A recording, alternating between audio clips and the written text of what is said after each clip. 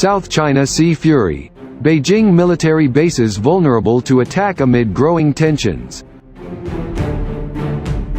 South China Sea military bases created by Beijing could be vulnerable to attack and indefensible if conflict were to break out over the hotly disputed waters, a report claimed.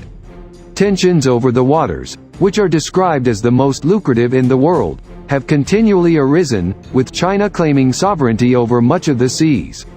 This has seen rows between China and neighboring countries, such as Vietnam and the Philippines, who argue Beijing has decimated industries such as fishing. For years, China has created military bases and airstrips on islands and reefs that lie in the seas, yet many of these are miles away from Beijing and each other. And despite its growing occupancy, the China State Shipbuilding Corporation, CSSC, issued a damning assessment of what would happen to the lonely and distant bases should war break out. The CSSC, which supplies China's People's Liberation Army, argued that the islands and reefs throughout the South China Sea have unique advantages in safeguarding national sovereignty and maintaining a military presence. It added, however, that as a result they also offer natural weaknesses with regard to their own military defense.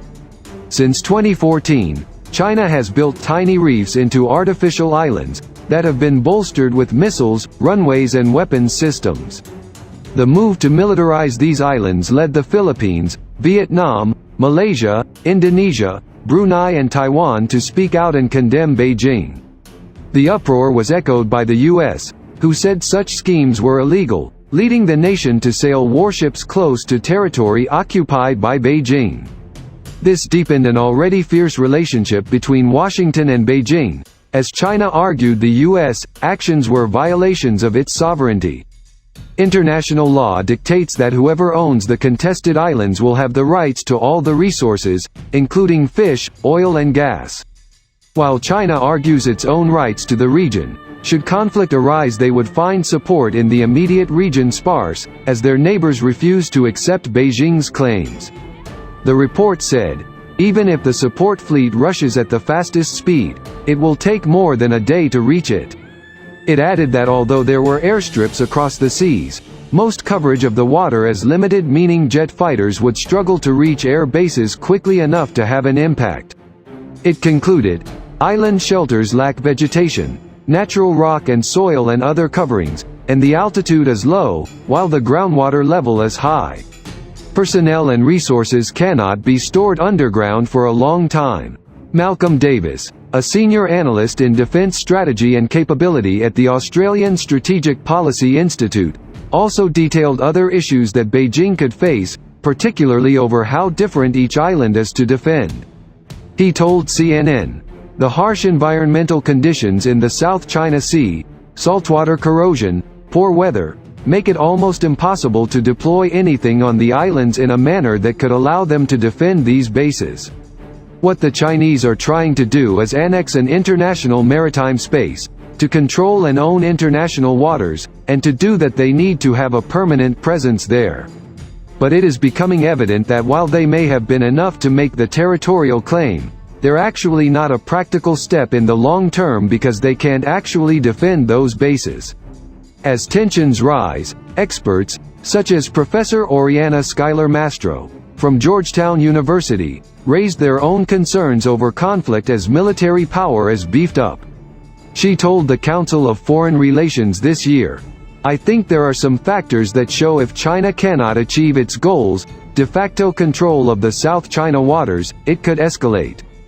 The U.S. could act more assertively, leading to aggression on the part of China. It's possible that China will come to the conclusion that the diplomatic way of dealing with the situation isn't working.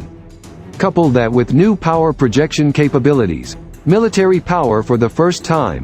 Lastly, you could see China taking military action, such as seizing islands of kinetic action against U.S. vessels in the South China Sea waters.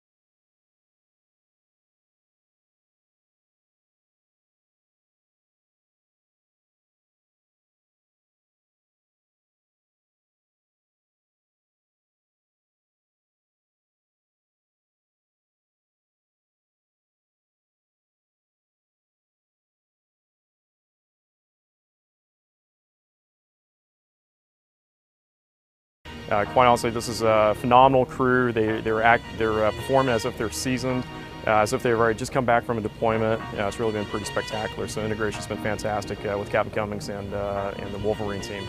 Prepared qualifications for these students who are all winged aviators, have been on the boat before in T-45s. For them, it's the culmination of a rigorous training program at the Fleet Replacement Squadron. We are the Fleet Replacement Squadron on the East Coast for the F-18 Super Hornet, and they're about at the 40-week point in a 45-week syllabus to go out to the fleet. And these are the aviators, both pilots and weapons system officers, who are going to be going out to replace pilots and weapons system officers currently in the fleet right now, so they can rotate out. So the catapult is, there's no water brake, it's not a steam system, it's magnetic, and it's a little bit of a different feel to the aircrew as they're going down the catapult stroke. But generally speaking,